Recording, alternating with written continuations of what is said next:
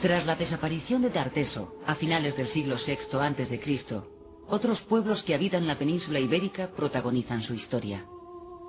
Muchos son prácticamente desconocidos por los españoles actuales, salvo en algunas localidades de su remoto origen. Y sin embargo, en ellos se encuentran muchas de las características que han jalonado la forma de ser de los habitantes de la península ibérica y han construido su peculiar historia.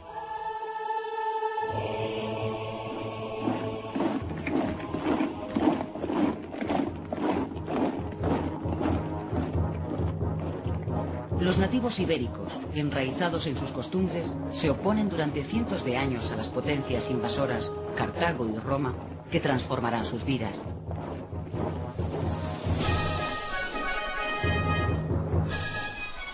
Y en la resistencia se forjan las gestas, los hechos resonantes que han prolongado sus ecos por las voces de los profesores en los oídos infantiles de muchas generaciones. Sagunto, Numancia, Viriato, heroicidad y valentía, tragedia y sangre. Pero más allá de los hitos, la historia intenta hallar el sendero adecuado en el laberinto del mundo prehispánico, pleno de enigmas, de diferentes caminos, de pueblos que se entrecruzan en Iberia. Turdetanos, Bastetanos, Oretanos, Carpetanos... El nombre que los comerciantes griegos dieron al conjunto del territorio peninsular por la forma como llamaban a uno de sus ríos, Iber, el Ebro. Historiadores, geógrafos y literatos clásicos rememoran las características de estos pueblos prehispánicos antes de su conquista.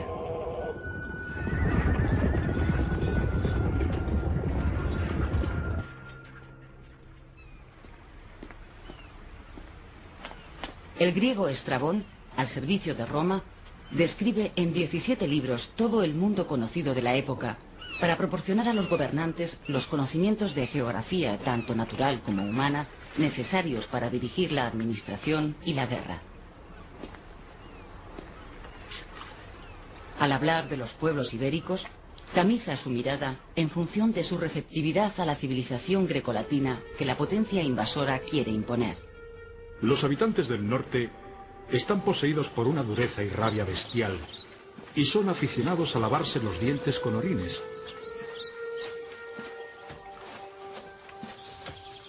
Mientras los turdetanos, herederos de los tartesios, son de costumbres dulces y cultivadas. Tienen fama de ser los más cultos entre los iberos. Poseen gramática y escritos de antigua memoria, poemas y leyes en verso que ellos dicen de 6000 años.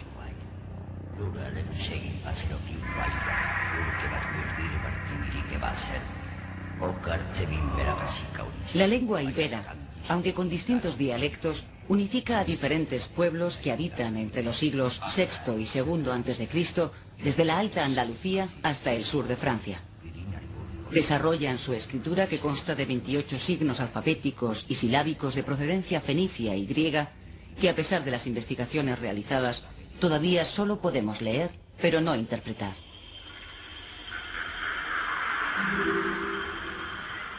Los signos son frecuentes en documentos contables hechos en tablas de plomo o en la cerámica.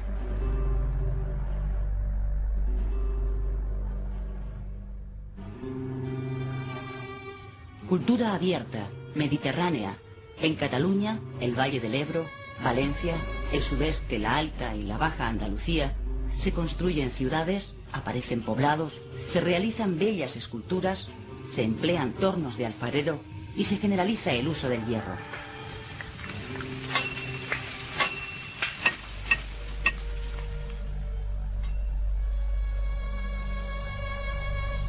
Las aldeas, los poblados agrícolas o los centros mineros, situados en altozanos desde los que se vigilan los cultivos y se protege el ganado, se supeditan a poblaciones más importantes, construidas sobre las principales vías de comunicación, que recogen los excedentes y los comercializan en sus mercados. Un incipiente proceso de urbanización crea centros urbanos que se convierten en capitales de un amplio territorio. Las murallas les sirven de protección, pero además unen y armonizan los esfuerzos de toda la comunidad.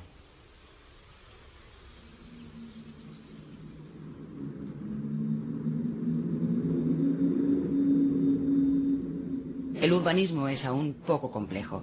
Apenas hay diferencias arquitectónicas entre unos espacios y otros.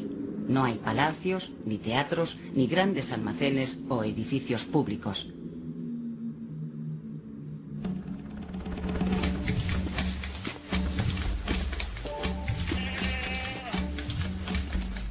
En las casas conviven la familia y los animales domésticos que proporcionan una importante fuente de calor.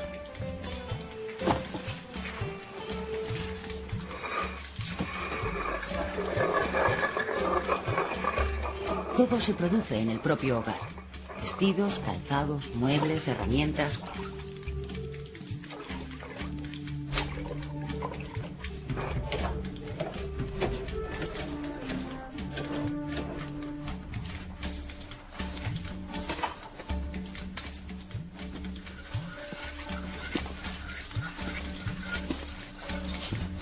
La sociedad está estratificada.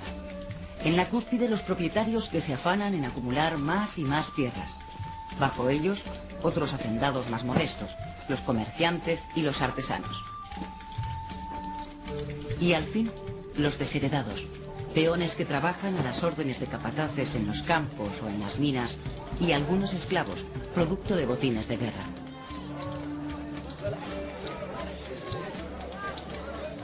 Muy de tarde en tarde, los pobladores ven alterada su cotidianidad por la llegada de vendedores ambulantes y artesanos que intercambian sus preciadas mercancías.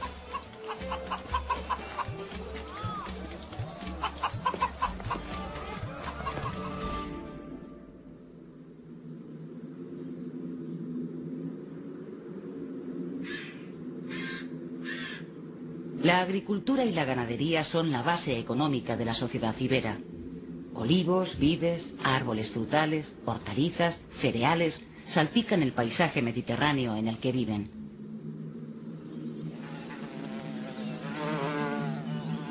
La miel, además de servir como excelente conservante, constituye un manjar para el paladar de los iberos y un preciado bien de comercio e intercambio.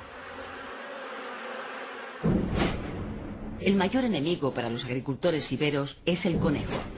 Una especie que despierta la curiosidad de los griegos al llegar a la península ibérica, pues para ellos es desconocida.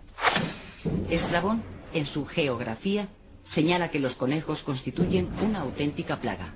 Los animales dañinos son raros, excepción hecha de unas liebrecillas que agujerean la tierra y algunos llaman levérides.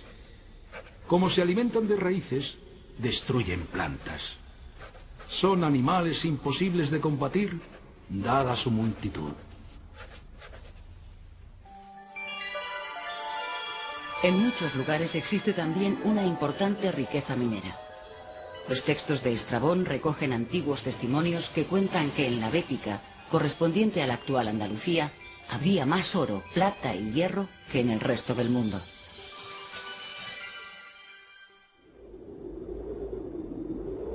La naturaleza es además para los iberos lugar de culto, de adoración. Los santuarios se sitúan en lugares privilegiados donde la geografía muestra su magnificencia, donde el entorno dimensiona al hombre y refugia los anhelos de los poderes sobrenaturales. Bosques, cuevas, promontorios guardan los deseos de bienestar, salud e inmortalidad. Los iberos colocan en esos enclaves figuritas y exvotos, a veces solo trozos, una mínima escultura que representa la pierna dañada, la mano herida, el rostro de la persona enferma, el animal doméstico necesario para cultivar la tierra. Otras veces, la representación de la figura humana se abstrae o esquematiza para pedir buenas venturas, fertilidad, descendencia.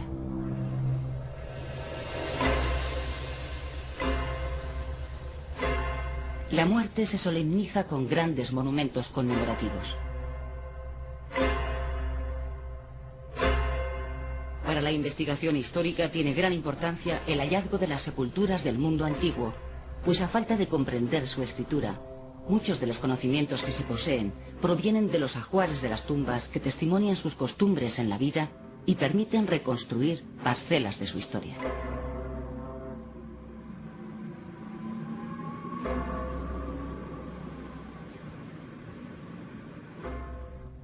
El arte perpetúa la ideología de reyezuelos, príncipes o jefes que reclaman para sí el designio de los dioses.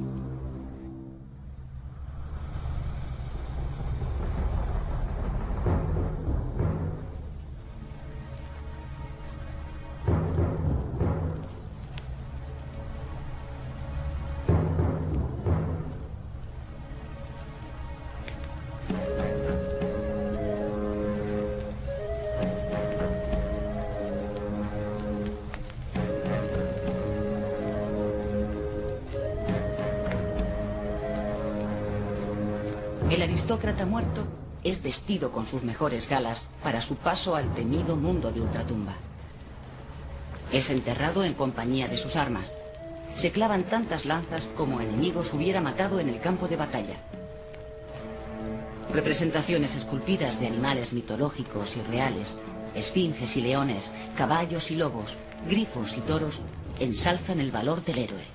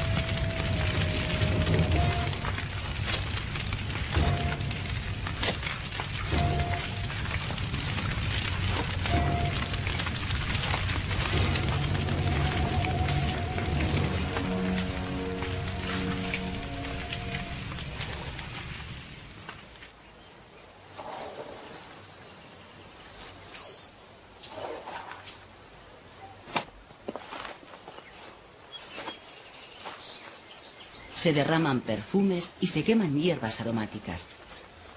La ofrenda de vino y un banquete hacen honor al difunto. Junto a él se depositan huevos y piñas granadas, que adquieren carácter simbólico de perennidad y sosiegan el espíritu del fallecido en el mundo de los muertos, impidiéndole un intranquilizador vagar en un hipotético regreso al de los vivos.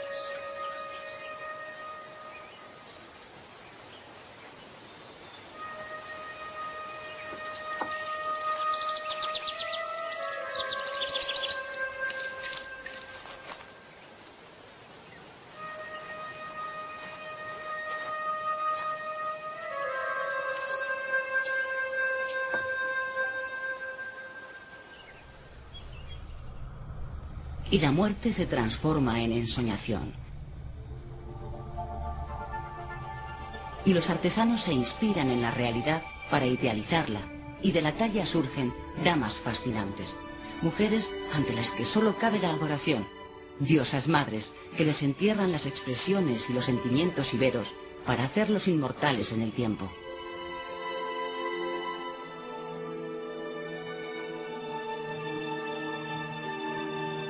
Iberia se reconoce en sus damas. Una de ellas, la dama de Elche, se convierte en emblema de la grandeza de la cultura prehispánica. Su origen está fechado entre los siglos IV y III a.C.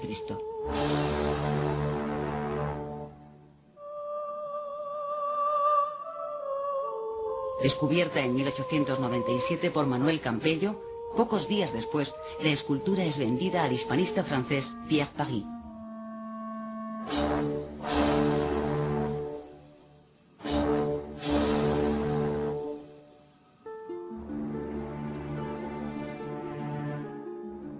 recuperada para España en plena Guerra Mundial, en 1942, por acuerdo entre el gobierno franquista y el del mariscal Petén, se instala durante años en el Museo del Prado, hasta trasladarse al Arqueológico Nacional.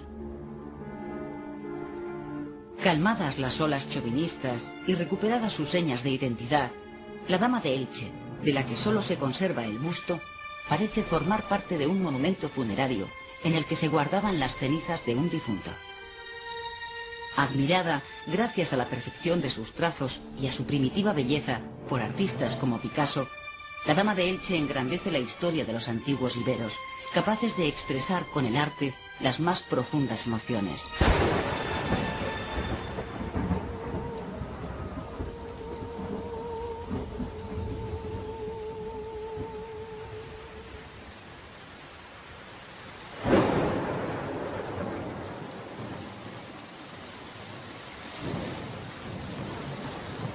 A lo largo de los siglos van llegando al norte peninsular pequeños grupos familiares indoeuropeos en busca de nuevos campos en los que practicar la agricultura o mejores pastos para la ganadería.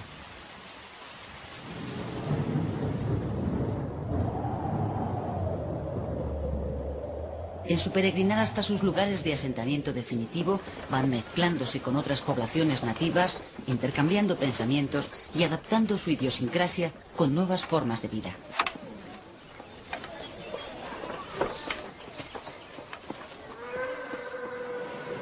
Establecidos en el norte de la península entre los siglos X y VI a.C., en Cantabria, Asturias y Galicia, estas poblaciones precélticas desarrollan una cultura que se prolonga durante cientos de años y permanece hasta el siglo I, en el que ya adopta algunos rasgos inducidos por Roma.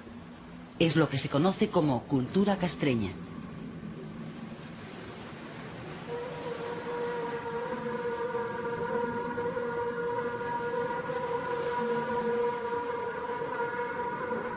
Los galaicos, que habitan en el noroeste peninsular, astures y cántabros en el norte, hermanan tradiciones. Los castros suelen contar con 1 centenar o 2 de habitantes. La tierra es propiedad de la comunidad, pero los rendimientos agrícolas son escasos y los intercambios entre poblaciones no son muy frecuentes. La solidaridad entre los miembros del propio grupo garantiza la supervivencia. Solo las armas, algunos enseres domésticos, aperos de labranza, adornos y joyas pueden pertenecer al ámbito individual o privado.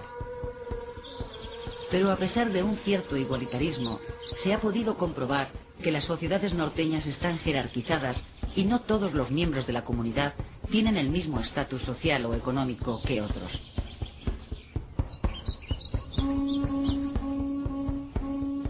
Estos pueblos norteños se resistirán ferozmente a la conquista de Roma. Tal vez sea por esta causa, por la que Estrabón, en su obra, los refleja con cierto encono.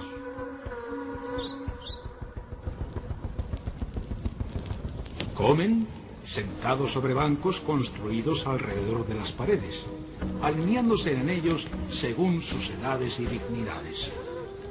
Los alimentos se hacen circular de mano en mano. Mientras beben, danzan los hombres al son de las flautas y trompetas, saltando en alto y cayendo en genuflexión.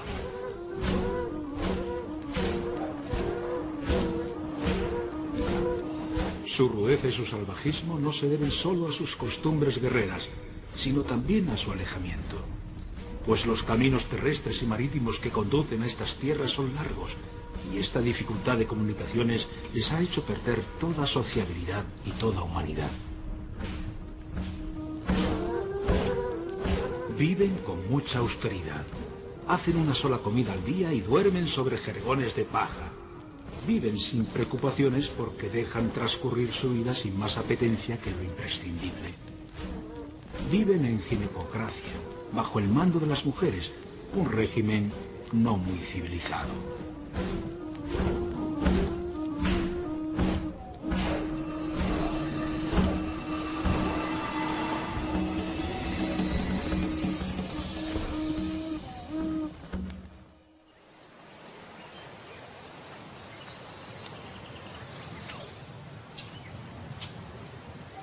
La ginecocracia consiste en que, a diferencia de otras sociedades patriarcales, La mujer no solo desempeña, como en las demás civilizaciones, un importante papel, sino que además este le es reconocido socialmente.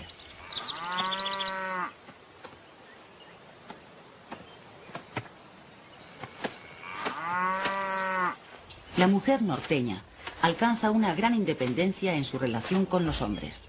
Son las herederas de los bienes. Cuando se casan reciben una dote como valoración de la alta estima en que se las tiene. Su libertad no las excluye de tener que realizar diariamente gran cantidad de trabajos.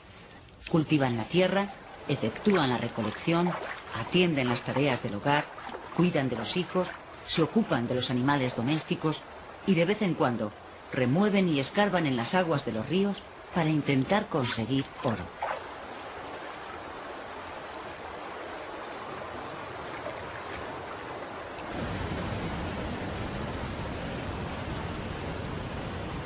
En la naturaleza está la cotidianeidad, pero también se encuentra la religión.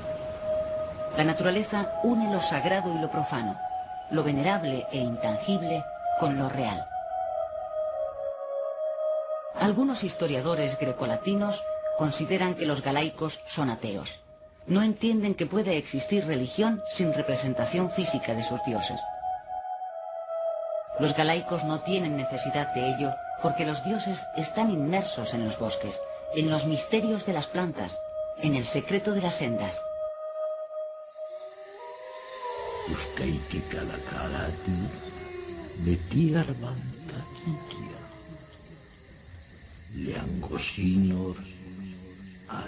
Carentes de escritura, la palabra de los ancianos prolonga la huella de la memoria con su voz. Y los oídos de los niños y de los jóvenes guardan la historia y acogen la tradición.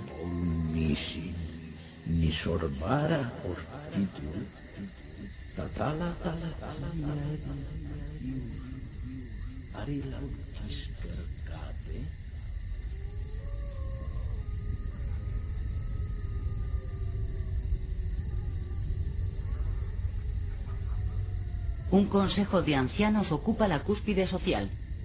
En Cantabria, los hombres al envejecer, cuando ven que su fuerza física ha disminuido y que no pueden guerrear, prefieren suicidarse a convertirse en una pesada losa para la familia.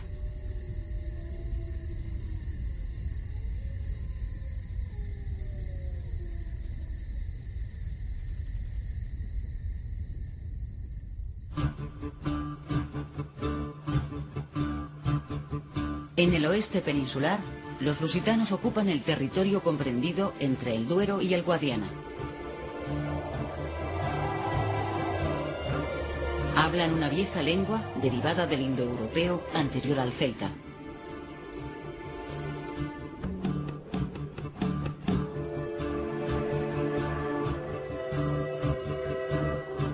Con las guerras contra los romanos, uno de los caudillos lusitanos, Viriato, ya en el siglo II a.C., alcanza reconocida fama y se convierte en prototipo de las cualidades del héroe mítico e independiente. Los lusitanos dependen de una difícil economía agropecuaria. El tránsito de la adolescencia a la edad militar se realiza mediante ritos de iniciación en los que los jóvenes han de mostrar su valor. Así, agrupados en hermandades de coetáneos, se lanzan al saqueo de otros pueblos. Esas costumbres, mantenidas hasta la época romana, son las que han dado fama a los lusitanos de pueblo belicoso, como si la guerra fuera un mal endémico, cuando en realidad era una estrategia cultural para paliar la carestía. En el siglo V a.C., la llamada cultura del Atén marca una fase muy característica del mundo celta. Esta corriente llega a la península ibérica. El proceso de celtización es complejo y largo y se va produciendo paulatinamente a lo largo de muchos años. Por la dinámica de su propia evolución, separados de sus orígenes, los celtas hispanos se fragmentan y generan experiencias dispares. Unos mantienen rasgos más genuinos desde el punto de vista lingüístico y de su cultura material. Otros, en cambio, en simbiosis con las poblaciones nativas, dan lugar a una cultura propia, la celtíbera. Los celtíberos se asientan entre el Ebro Medio, el sistema ibérico y el Alto Duero. Son un conjunto de pueblos, pelendones, titos, velos, lusones, arébacos, que hablan su propia lengua, la celtíbera de origen indoeuropeo, y que escriben adoptando y utilizando el sistema de escritura de los iberos. A lo largo de los siglos III y II a.C., en Celtiberia se desarrollan los núcleos urbanos hasta transformarse en auténticas ciudades que se amurallan. Se utiliza la escritura y por influjo de las grandes potencias se acuña moneda.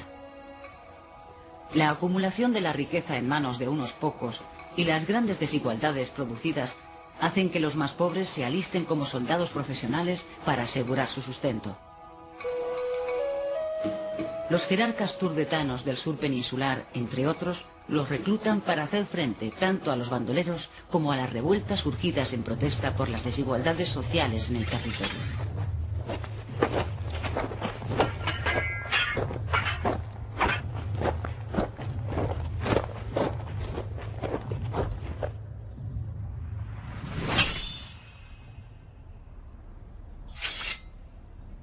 Son crueles en sus costumbres hacia los malhechores y enemigos, pero honorables y humanos con los extranjeros.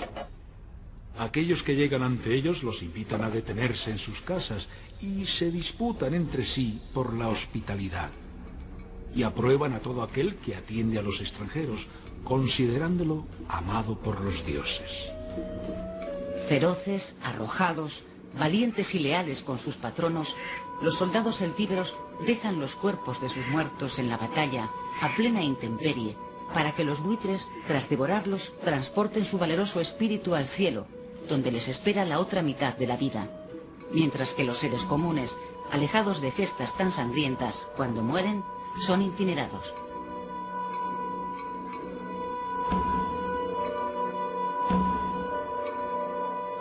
Los vaceos, vecinos de los celtíberos e igualmente de raíces célticas, se dedican a la agricultura intensiva y abastecen a poblados o ciudades celtíberas como Numancia.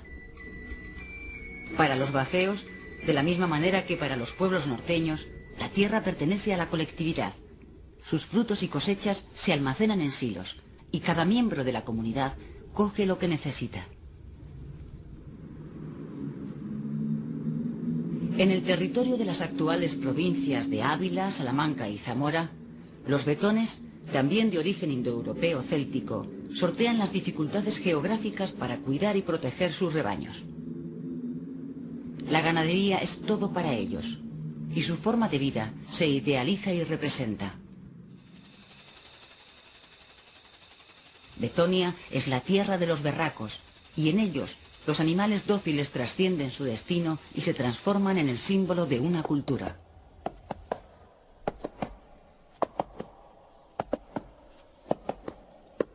Al frente de la sociedad vetona se sitúa una minoría guerrera que posee excelentes caballos y armas. El caballo es un animal fundamental para los vetones en el paisaje en el que transcurren sus vidas. Su posesión, uno de los más preciados bienes. Enterrados en el ajuar funerario de las clases privilegiadas, destacan los bocados y espuelas de sus caballerías.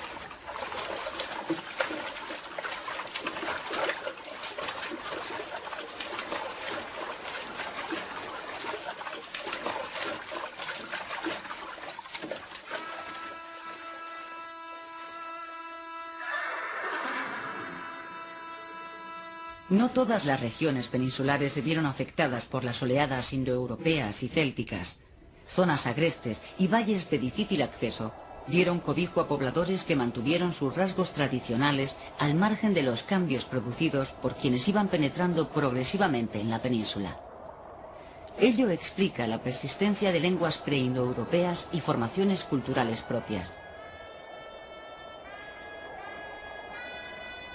Se trata de pueblos de economía preferentemente pastoril, poseedores de lenguas antiquísimas, de las que al menos una ha pervivido hasta nuestros días, el euskera.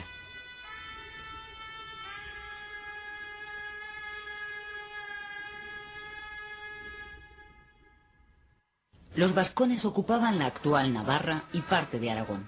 mientras que en lo que hoy constituyen territorios de Euskadi se asientan bárdulos, caristios, autrigones y verones. Las zonas limítrofes de su territorio reciben influencias celtíberas. Escasamente romanizados, aunque prestarán su apoyo a Roma en su avance hacia el norte, reciben posteriormente de la metrópoli conquistadora en agradecimiento la consolidación de su territorio y una cierta independencia.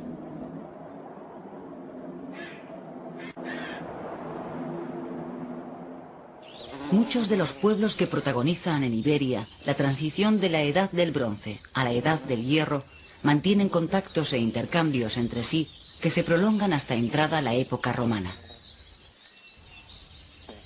La Tabula Contrebiensis, que se expone en el Museo de Zaragoza, fechada el 17 de mayo del año 87 a.C., se hace para dirimir un pleito por unas conducciones de agua entre la ciudad ibérica de Salduye, Zaragoza, y la vascona de Albona, Alagón. El problema se resuelve en la ciudad celtibérica de Contrevia Belaisca, Botorrita, en Zaragoza.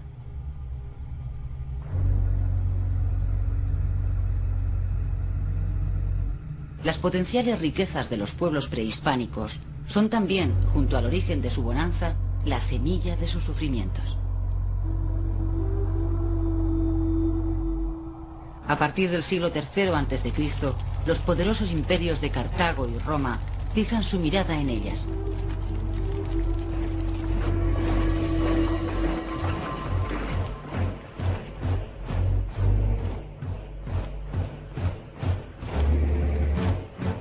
El odio que se profesan cartagineses y romanos ensangrentará Iberia.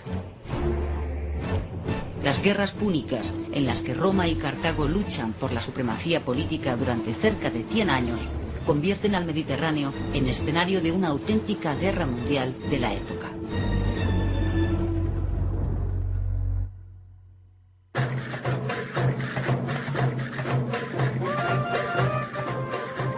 Cartago es una ciudad-estado que, ante el ocaso de los fenicios, ha aprovechado su herencia para convertirse en una nación con intereses comerciales en diferentes lugares del Mediterráneo. Sicilia, Cerdeña, costas africanas, península ibérica. En la península itálica, los romanos de la región de El Lacio se han impuesto a los diferentes pueblos itálicos. Roma hereda de los griegos siciliotas y del sur de Italia su secular confrontación con los cartagineses, pues unos y otros compiten por los mismos espacios económicos.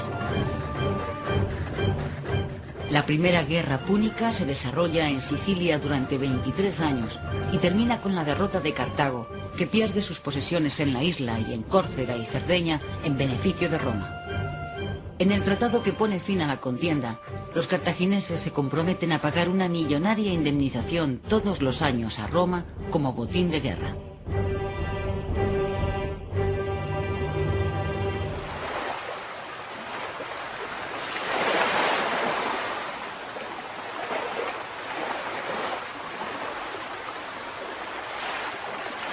Cuatro años después de finalizar la primera guerra púnica, en el año 237 a.C., los cartagineses desembarcan en Cádiz.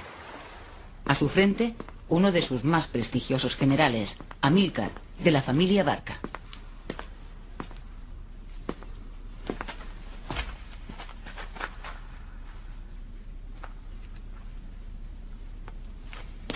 Con Amílcar viaja su hijo Aníbal, de apenas 10 años.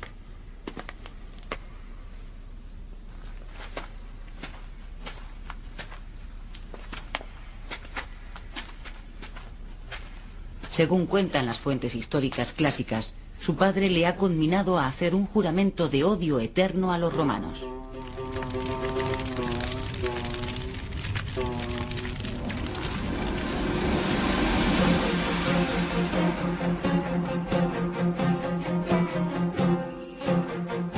Amílcar quiere dominar el valle del Guadalquivir y a través de él llegar a las minas de la rica Cástulo.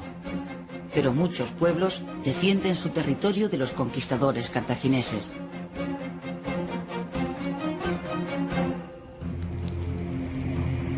Dos jefes iberos, Istolacio e Indortes, se enfrentan con sus guerreros al poderoso ejército púnico. Istolacio muere en la batalla. Indortes es capturado y después de dejarle ciego, sometido a crueles torturas antes de crucificarlo. Amílcar aplica una implacable represión que alterna con periodos de política más benévola para atraerse a los nativos. Incorpora en sus filas a miles de los prisioneros hechos para que fortalezcan su ejército. Tras derrotar a los diferentes pueblos indígenas, se dirige hacia las costas levantinas, donde funda Acraleuque, en la actual Alicante, como centro de operaciones. Amílcar emprende una campaña guerrera contra los pueblos del interior para consolidar los dominios levantinos, y en una de las batallas contra los oretanos, en Élique, cae mortalmente herido.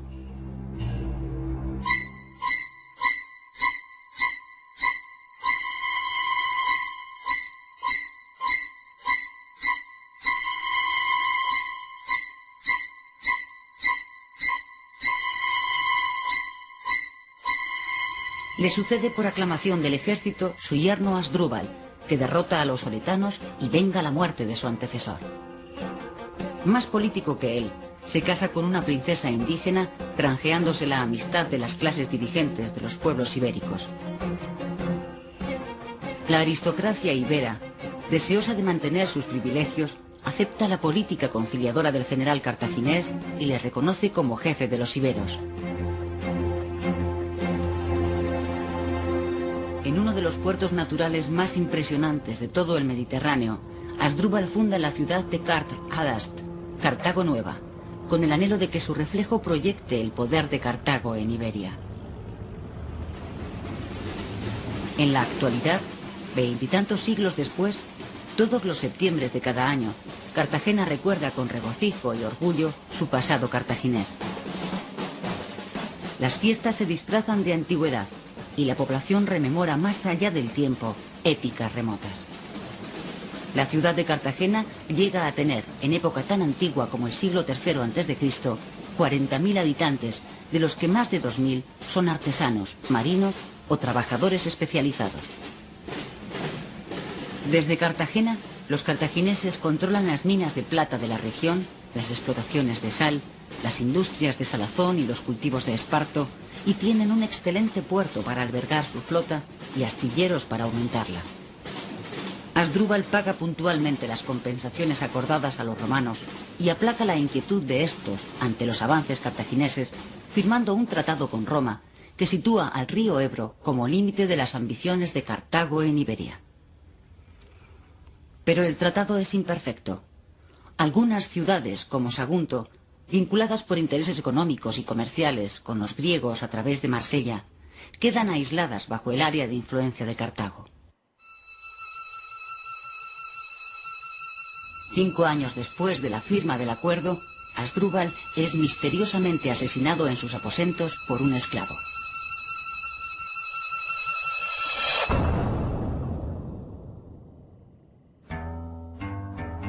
Aníbal es proclamado general de los ejércitos cartagineses. Sus marchas guerreras le proveen de botines, nuevos tributos de las poblaciones sometidas, soldados y esclavos para el duro trabajo en las minas.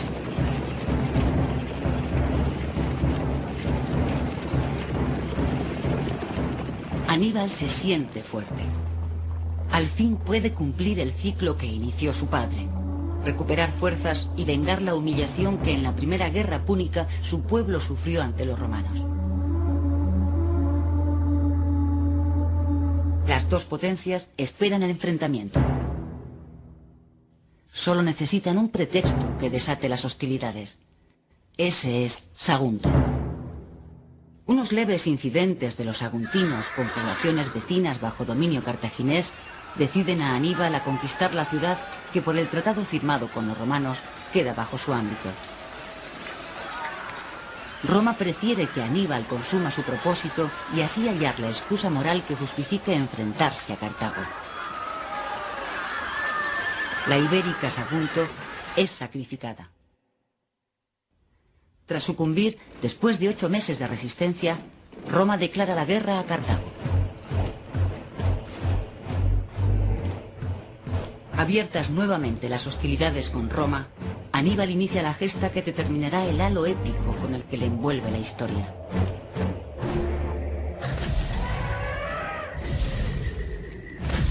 con un gran ejército provisto de elefantes, atraviesa los Pirineos y los Alpes, llegando a la península itálica, donde en 3 batallas sucesivas derrota a 4 ejércitos romanos.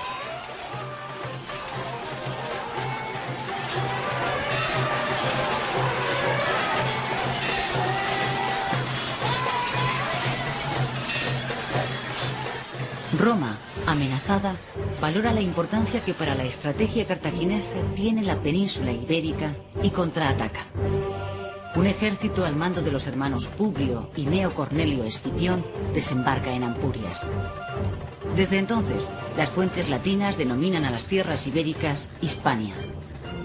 Los romanos se presentan a los pueblos nativos como libertadores frente al dominio cartaginés. Encuentran apoyos en importantes reyezuelos iberos como Indivil y Mandonio, caudillos de los Ilergetes, o Edecón, rey de los edetanos. Los pueblos y caudillos hispanos, carentes de un sentido de unidad entre ellos, alternarán alianzas o confrontaciones según sus intereses. Indíbil y Mandonio perecerán años después en guerra contra los propios romanos a los que ahora ayudan. Los escipiones avanzan con rapidez hacia el sur, derrotando a los ejércitos cartagineses y a sus aliados, pero encuentran la muerte cuando intentan conquistar Urso, Osuna y Cástulo.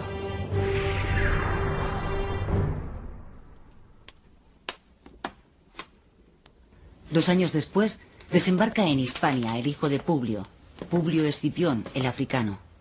Conquista Cartagena, con lo que Aníbal pierde el importante puerto desde el que llegaba el apoyo de su campaña en Italia. Luego caen los últimos reductos cartagineses en el valle del Guadalquivir.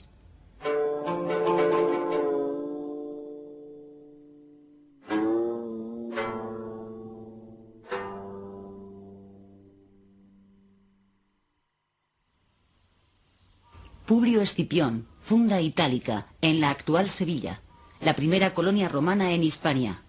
A sus habitantes se les otorga el estatus de ciudadanos romanos de pleno derecho. La ciudad de Cádiz, de tradición púnica, amedrentada, pacta con los romanos. La aristocracia fenicia de la ciudad suscribe un tratado de amistad con Roma y se convierte en su aliada.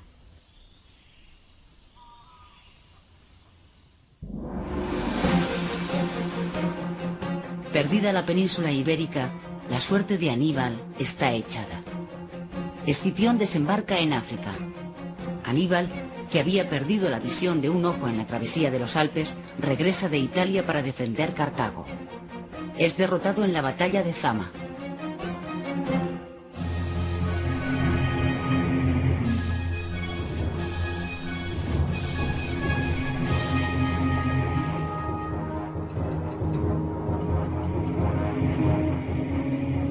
Regresa a una Cartago humillada y nuevamente endeudada por las indemnizaciones que tiene que pagar a Roma. Emprende una serie de reformas que le conllevan la animadversión de una gran parte de la aristocracia cartaginesa. Roma pide su entrega.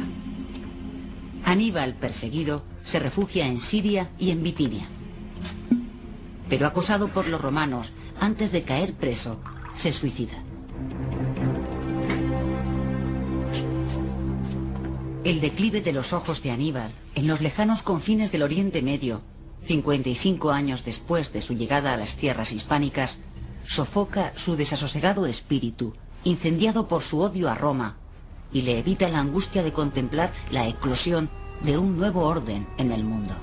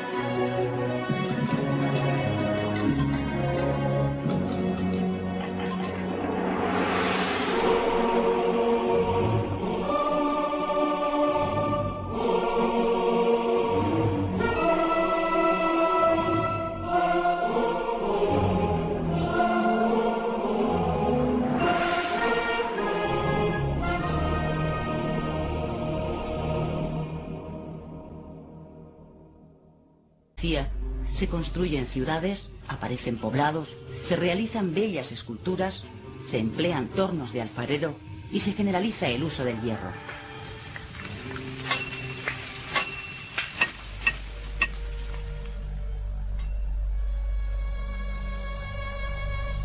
Las aldeas, los poblados agrícolas o los centros mineros, situados en altozanos desde los que se vigilan los cultivos y se protege el ganado, se supeditan a poblaciones más importantes, construidas sobre las principales vías de comunicación, que recogen los excedentes y los comercializan en sus mercados.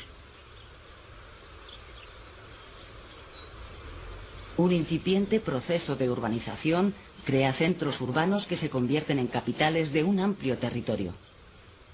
Las murallas les sirven de protección, pero además unen y armonizan los esfuerzos de toda la comunidad.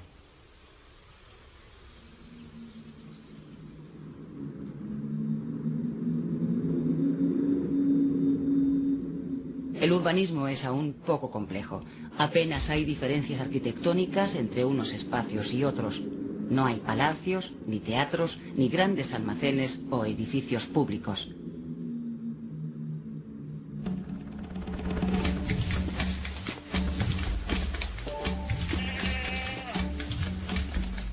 En las casas conviven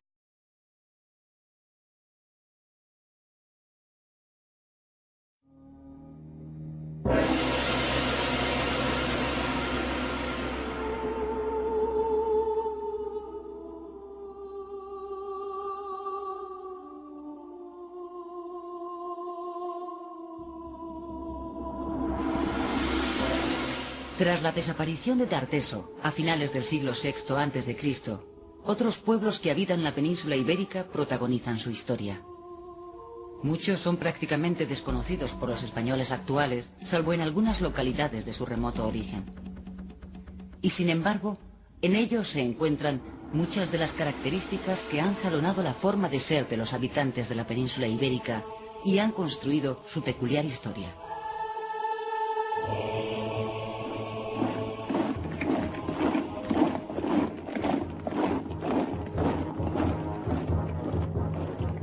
Los nativos ibéricos, enraizados en sus costumbres, se oponen durante cientos de años a las potencias invasoras, Cartago y Roma, que transformarán sus vidas.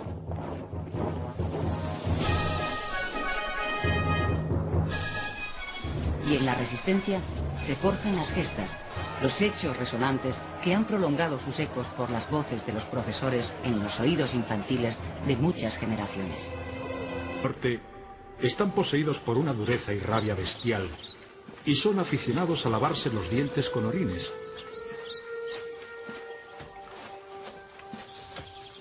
Mientras los turdetanos, herederos de los tartesios, son de costumbres dulces y cultivadas. Tienen fama de ser los más cultos entre los iberos. Poseen gramática y escritos de antigua memoria, poemas y leyes en verso que ellos dicen de 6000 años.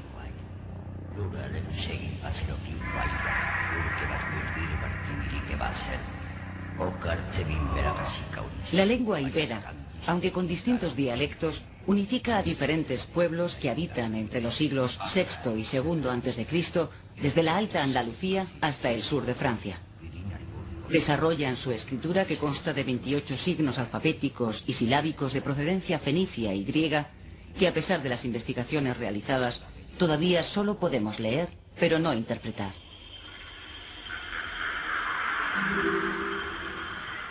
Los signos son frecuentes en documentos contables hechos en tablas de plomo o en la cerámica.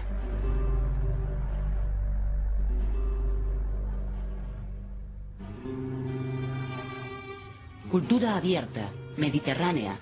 En Cataluña, el Valle del Ebro, Valencia, el sudeste, la Alta y la Baja Andaluza, familia y los animales domésticos que proporcionan una importante fuente de calor.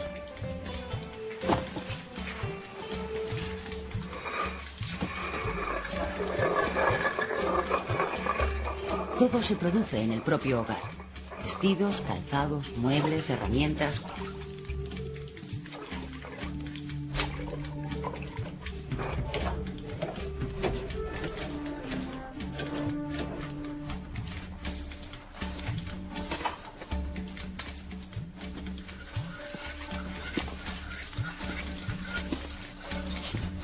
La sociedad está estratificada. En la cúspide los propietarios que se afanan en acumular más y más tierras. Bajo ellos, otros hacendados más modestos, los comerciantes y los artesanos.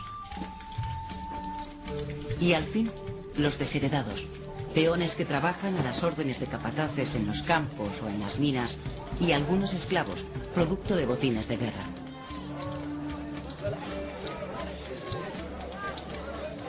Muy de tarde en tarde, los pobladores ven alterada su cotidianidad por la llegada de vendedores ambulantes y artesanos que intercambian sus preciadas mercancías.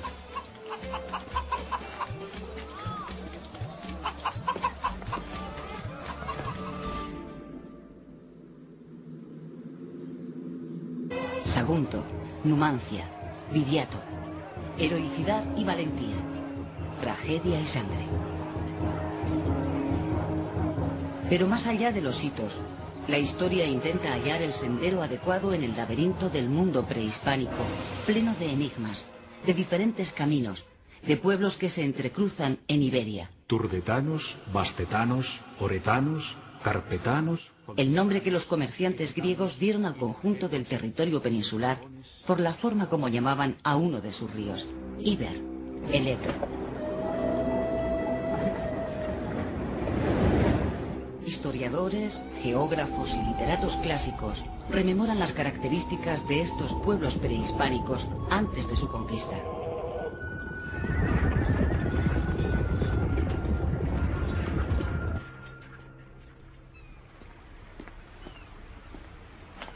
El griego Estrabón, al servicio de Roma, describe en 17 libros todo el mundo conocido de la época, para proporcionar a los gobernantes los conocimientos de geografía, tanto natural como humana, necesarios para dirigir la administración y la guerra.